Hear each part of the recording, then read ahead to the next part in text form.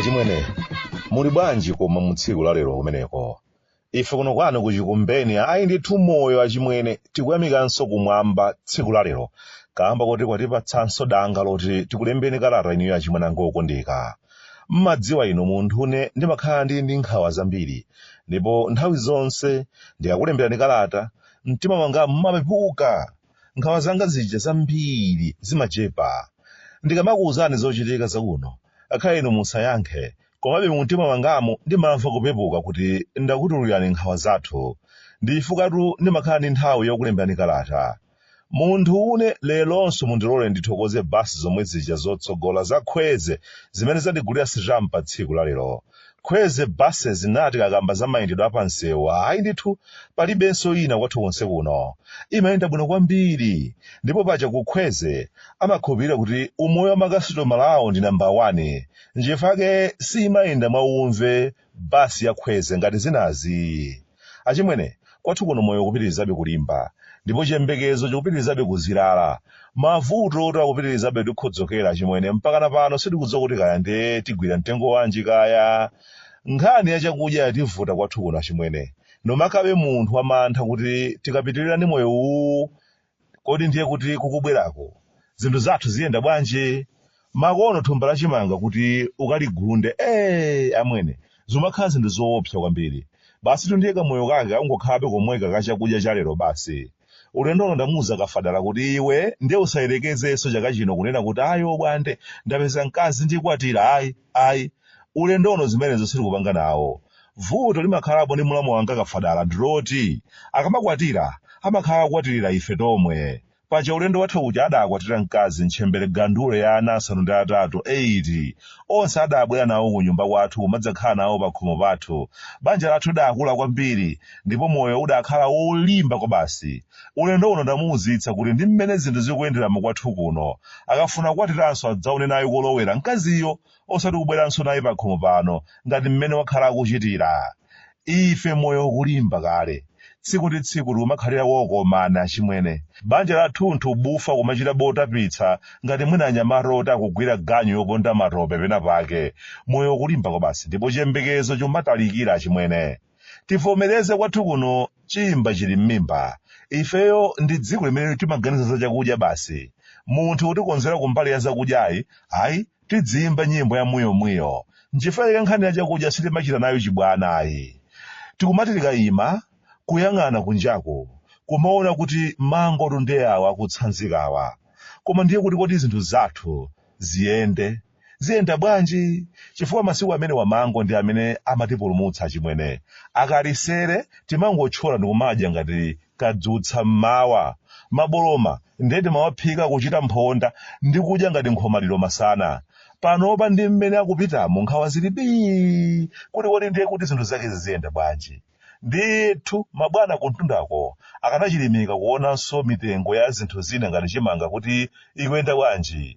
Titamva kuti ayi tochatsika akuyembekezera kuti lankhula, tinali nacho chiyembekezo chonse kuti nkutheka kambapo za chimanga zikuyenda bwanji.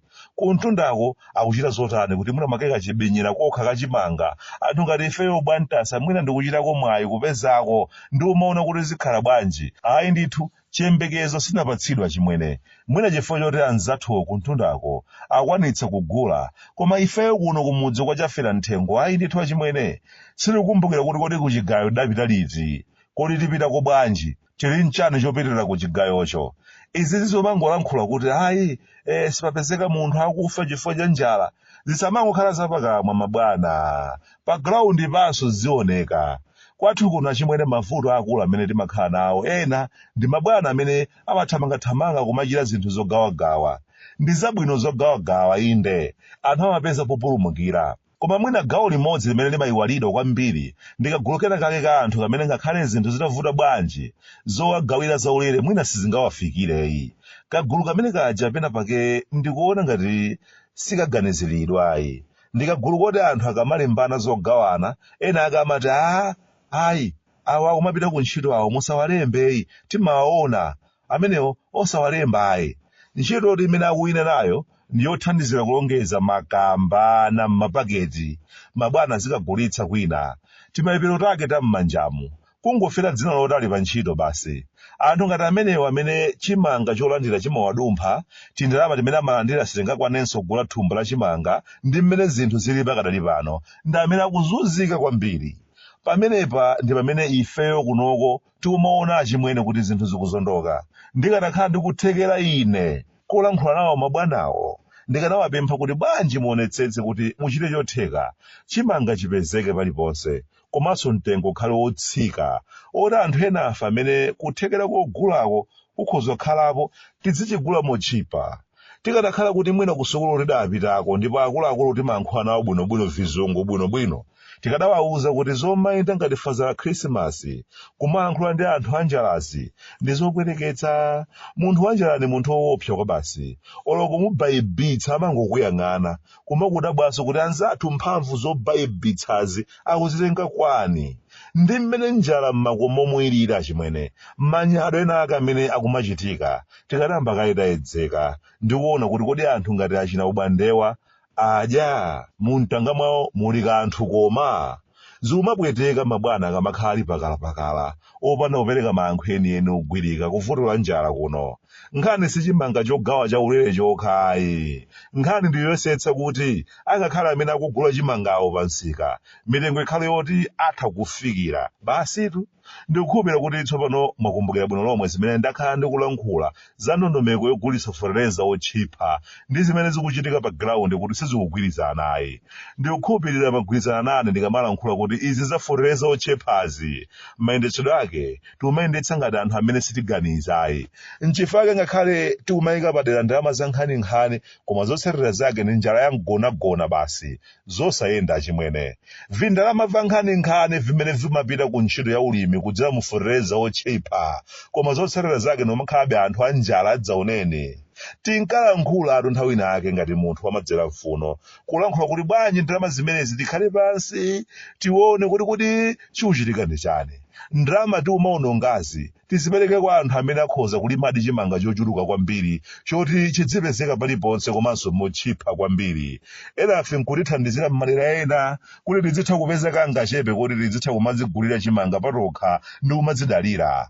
Tinene moona mtima chimwene, ngakhale muno m'mudzi mwathu mwachafera nthengo, timadziwa ndithu kuti sitonse amene ngakhale tapatsidwa zipangizo zolimira zotchipa amene tingamalimedi ayi ndithu. Alipo ena ake zolimazi zidawapita kumanzere, koma mayina anthu oyenera kulandira nawo makopo nakatuluka amakhalapo basi.